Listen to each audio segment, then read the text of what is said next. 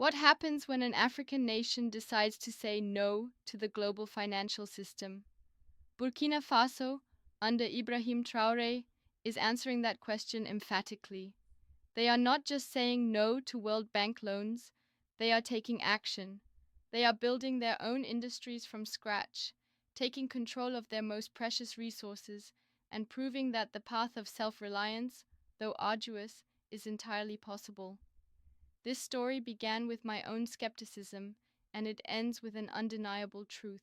All the information. In 2024, as the world drowns in pessimism about Africa's future, a small West African nation has been quietly creating miracles. Burkina Faso, under the leadership of a president who is only 36 years old, has rejected all loans from the World Bank and IMF, nationalized its gold mines, built its first gold refinery, and achieved an impressive GDP growth from $18.8 billion to $22.1 billion in just 2 years. This is not a work of fiction, it's a reality unfolding right now. To understand why this is so earth-shattering, we have to go back to 2020.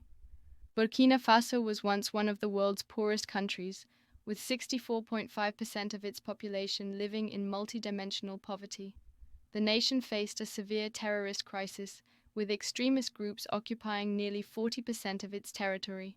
Thousands of schools and health facilities were forced to close. Nearly 2 million people were internally displaced due to violence.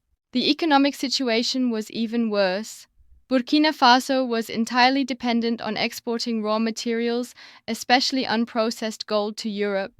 Despite being the fourth largest gold producer in Africa, all the value-added benefits went to foreign companies. The government had to rely on loans from the IMF and World Bank, which came with strict conditions for structural reform. For decades, Western experts insisted that international aid and foreign investment were the only paths for Burkina Faso to escape poverty.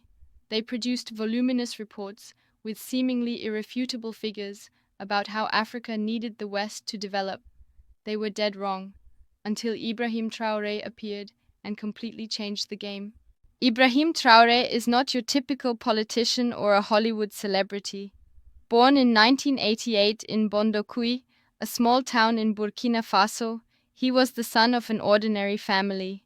Traoré studied geology at the University of Ouagadougou, where he became an active student leader, defending his peers in disputes and quickly being elected as a delegate to the National Students Association. In 2010, at the age of 22, Traoré joined the army. He completed his officer training at the Georges Namoano Military Academy, graduating as a second lieutenant in 2012. A highlight of his military career was his participation in the United Nations peacekeeping force in Mali, starting in 2014, where his colleagues noted he showed great courage during dangerous missions. His rise to power occurred in September 2022, when Traoré led a coup to overthrow Lieutenant Colonel Paul-Henri Damiba. This decision was made after an ambush that killed 11 soldiers and dozens of civilians, causing both the military and the public to lose faith in Damiba's government. When Traoré assumed the presidency, his first message was simple yet resolute. Burkina Faso will liberate itself through the strength of its own people. We don't need anyone else to build our future. But unlike the empty promises of past politicians, Traoré had prepared a concrete, scientific, and achievable plan. Phase 1 is resource autonomy from 2022 to 2024. The goal is to gain full control of the gold industry by nationalizing the mines, stopping the export of raw gold, and building a domestic gold refinery with a capacity of 150 tons per year. Resources were mobilized from the state budget and voluntary contributions from the people. Phase 2 is economic diversification from 2024 to 2026. Building on a solid gold foundation, the plan expands to agricultural processing, with the first 2 tomato processing plants in the country's history, a second cotton processing plant, and a support center for artisanal cotton processing. Phase 3 is modernization and integration from 2026 to 2030. This long-term vision includes the Ouagadougou-Donsine Airport to be completed in 2025, the Samendeni hydroelectric dam to boost rural development, and the goal of becoming the regional center for gold processing. And the most important factor that made all the difference. It would all be done by the people of Burkina Faso, with the resources and intellect of Burkina Faso. No aid from the World Bank, no debt from the IMF, no dependency on Western technology, no need for foreign experts. And then, on October 15th, 2022, just 1 month after taking power, the miracle began. October 15th, 2022 will be recorded as the day Burkina Faso changed forever. There were no loudspeakers urging people on, no top-down propaganda, no threats or coercion. Just a simple message passed from mouth to mouth, from village to village. Stand up for Burkina Faso. Our country has the strength to save itself. The people's response was immediate and more powerful than even Traoré could have imagined. In Boulgou province, thousands of gold miners voluntarily joined the nationalization program, handing over their mining areas to the state. In the first week, 50,000 people registered to join the Volunteers for the Defense of the Homeland Force to support the army against terrorism. The morale was indescribable. The people had finally found faith in their future. In Hoé province, an agricultural hub, farmers automatically increased their production of cotton and tomatoes to supply the new processing plants. Mrs. Fatimata Ouedraogo, a 45-year-old tomato farmer, shared, "For the first time in my life, I see hope that my grandchildren can have a better life right here at home. We don't have to migrate to Europe anymore." The challenge was to triple production in 6 months, but with technical support from the government and a spirit of solidarity, they succeeded. In the capital, Ouagadougou, young entrepreneurs spontaneously formed cooperatives to support the gold processing chain. In the first 3 months, 200 cooperatives were established with 15,000 members. The connection between regions was demonstrated as raw gold from Boulgou was transported to Ouagadougou for processing, and the finished product was then distributed to other provinces. What was astonishing was not just the scale or speed, but the spontaneous spirit of unity among the people. Amadou Sankara, 28, a geological engineer and grandson of Thomas Sankara, left his job at a foreign mining company to serve his country.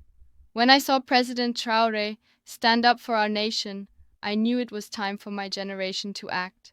I could make more money abroad, but I want to build a Burkina Faso that my children will be proud of." But the nationalization of the gold industry wasn't just about emotion or spirit, it was about science, organization, and operational efficiency. The distribution system was organized in a decentralized model, with 13 regional centers having the authority to coordinate mining activities within their local areas. There was a clear division of labor. Geologists were in charge of exploration, experienced miners handled extraction, and local communities managed regional security. Coordination was achieved through a weekly reporting system from the local to the central level, ensuring transparent information on output, quality, and progress.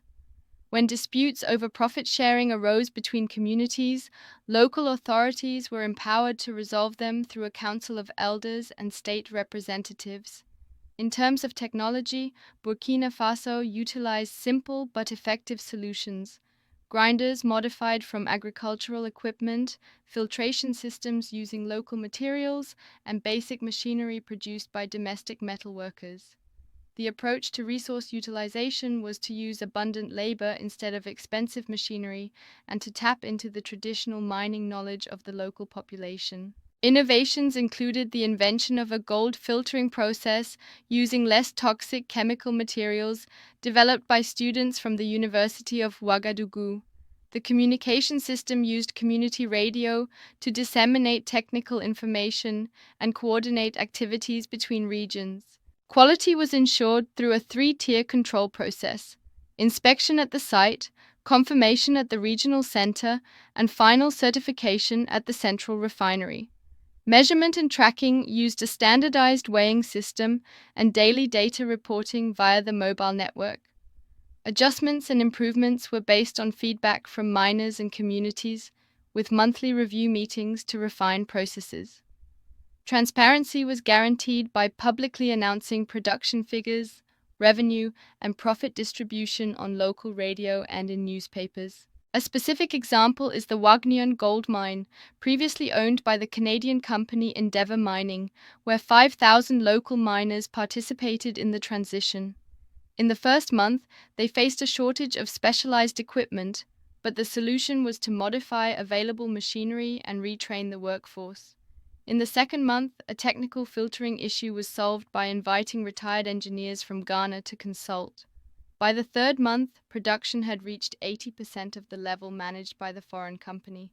The measurable results: gold production increased from 45 tons to 62 tons in the first year, a 38% increase. The income of local miners rose from 50,000 CFA francs to 85,000 CFA francs per month, a 70% increase.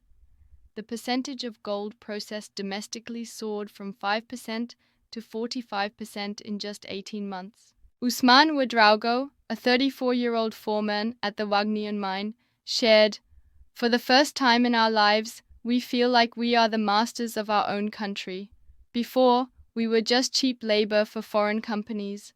Now, our children can learn a trade and have a future right here at home. I believe that in 10 years, Burkina Faso will be one of the richest countries in Africa."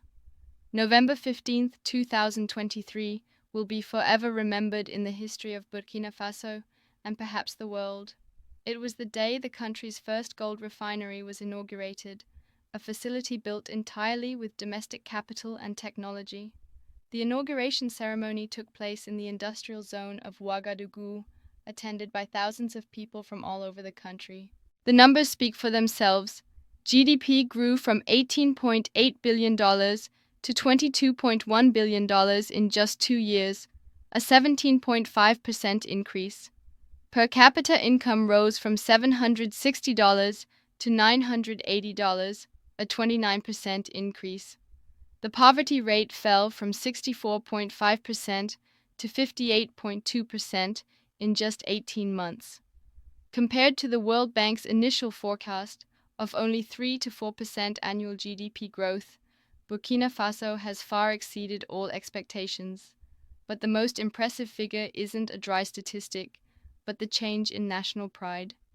For the first time in decades, the people of Burkina Faso felt proud of their homeland. The number of Burkinabe students abroad deciding to return home increased by 300%, and the rate of illegal migration to Europe dropped by 45%. At the inauguration of the gold refinery, an emotional Traoré shared, "Today, we are not just inaugurating a factory, we are inaugurating the pride and dignity of the Burkinabe people.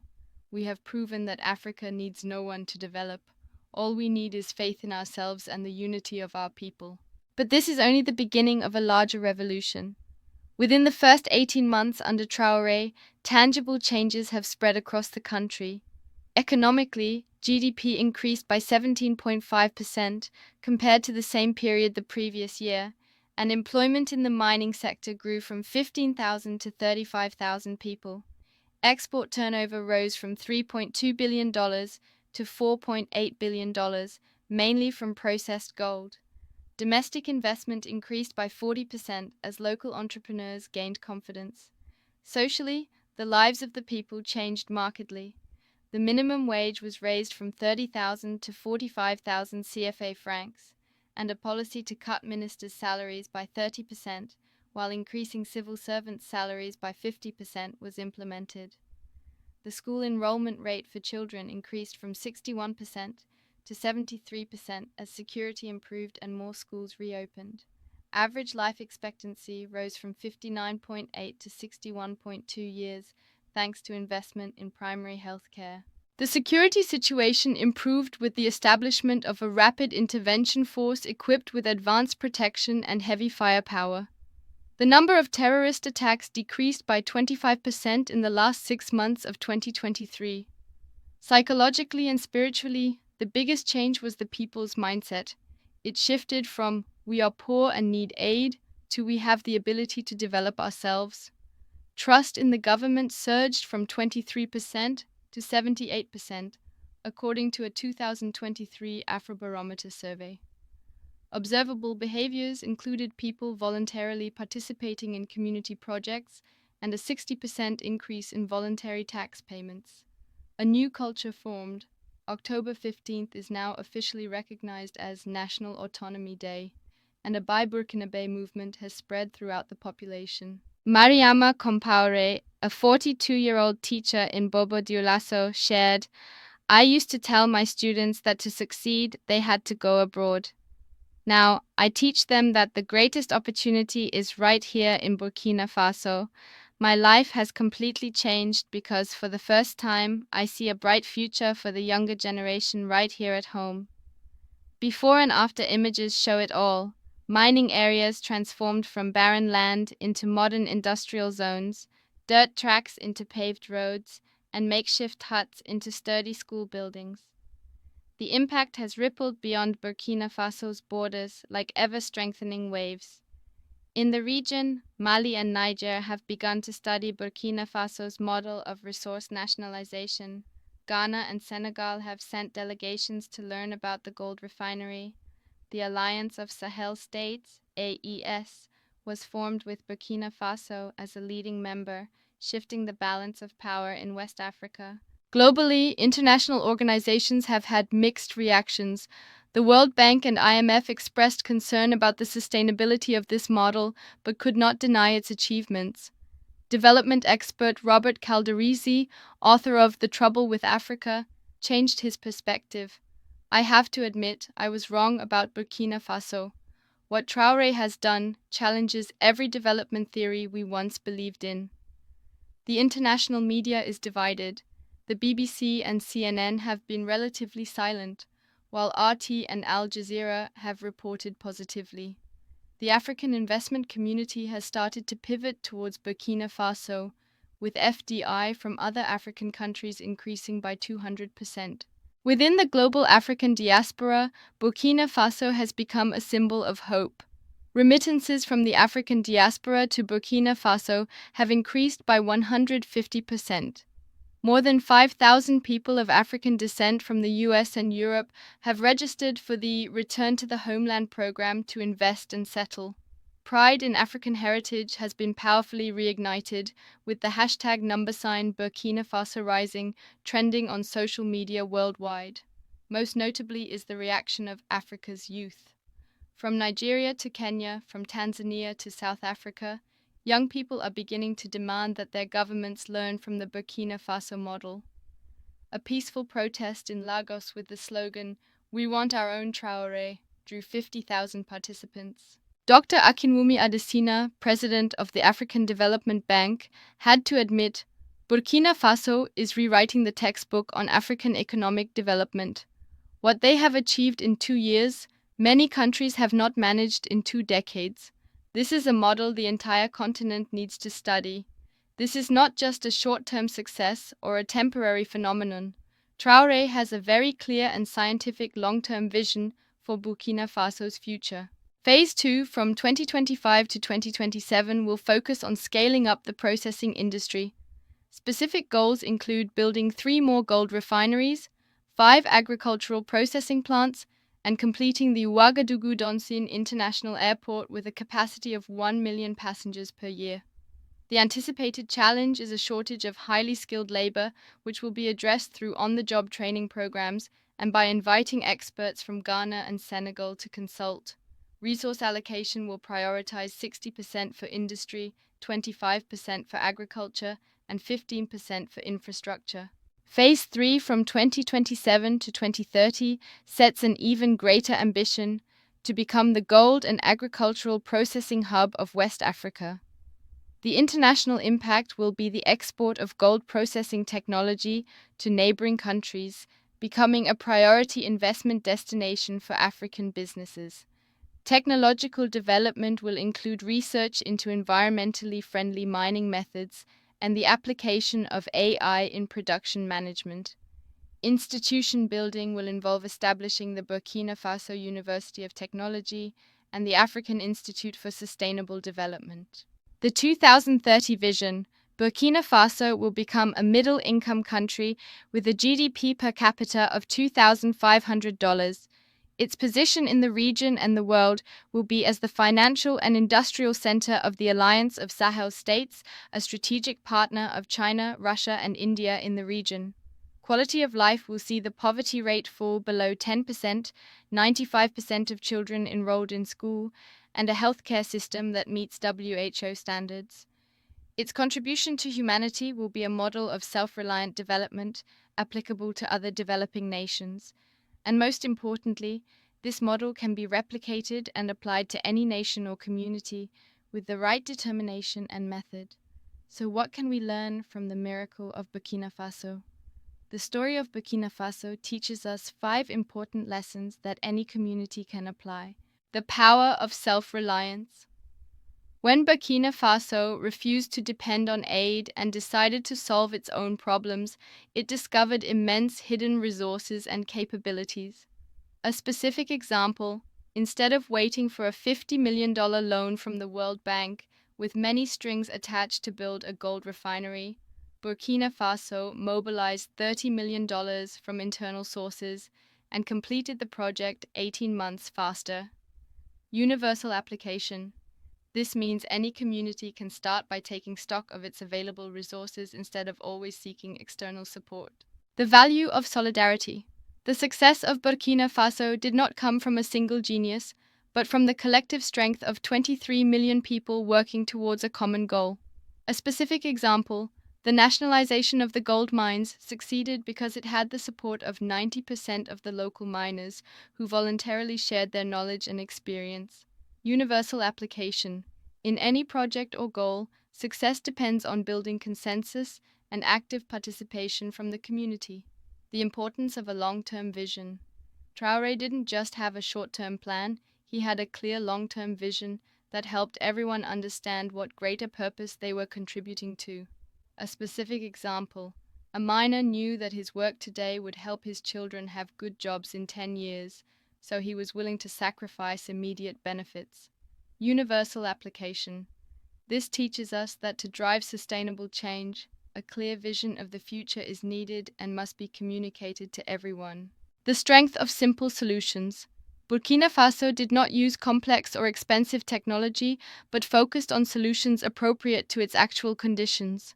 For example, instead of importing expensive machinery from Europe, they modified existing equipment and trained local technicians, saving costs and creating jobs.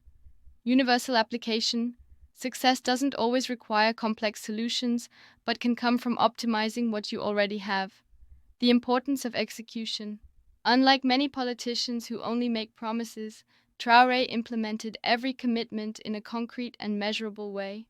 Every goal had a clear timeline, a specific responsible person, and metrics for evaluation. For example, the promise to increase civil servants' salaries by 50% was implemented exactly in the 3rd month after taking power, not "we will study it" or "it will be done gradually." These lessons are not just for Burkina Faso, but for any community, organization, or individual in the world facing challenges and wanting to create positive change. Because at its core, this is a story about fundamental human values: belief in human potential, the power of unity and cooperation, the determination to overcome adversity, and a vision and hope for a better future. So the question for each of us is: if 23 million people in Burkina Faso can achieve economic autonomy and escape poverty, what can you do in your community, in your job, in your life? Change does not need a huge budget. Burkina Faso did it with a GDP that was only 1/10 of Nigeria's. It doesn't need permission from a higher authority. Traoré acted despite opposition from ECOWAS and international organizations. It doesn't need advanced, expensive technology. They used basic machinery and manual labor. It doesn't need high-level degrees or deep expertise. Many miners only finished middle school but had practical experience. Change only needs real determination and commitment, as Traoré demonstrated by refusing all loans from the West. It starts with small, concrete actions, like the people voluntarily contributing to the National Development Fund. A spirit of cooperation and sharing, from miners to farmers, everyone was willing to share knowledge. Patience and perseverance. Traoré is committed to Burkina Faso for at least the next 10 years. A clear vision of the goal to turn Burkina Faso into a prosperous, self-reliant nation. Today, right now, you can start by identifying a specific problem in your community that you care about, be it education, the environment, or local economic development. Find and connect with like-minded people through social media, local groups, or non-profit organizations. Start with one small but concrete action this week. It could be organizing a meeting, launching a pilot project, or simply sharing an idea with 10 people you know. Because as Traoré said, true power is not found in skyscrapers or international conferences, but in the very hands and hearts of the people. When the people are united and determined, nothing is impossible. Real heroes don't wear capes or have superpowers. They don't need a PhD from Harvard or backing from some billionaire. They just need their hands, their minds, and their hearts, along with an unshakable belief in their ability to create a better future. They are ordinary people like us, but they dare to act instead of just complaining, refuse to wait for the perfect opportunity, and build change themselves one step at a time, one day at a time. Ibrahim Traoré and the 23 million people of Burkina Faso have proven that nothing is impossible when people are united and determined. They have turned audacious dreams into a living reality. From a nation forgotten by the world, Burkina Faso has become a source of inspiration for all of Africa and the world.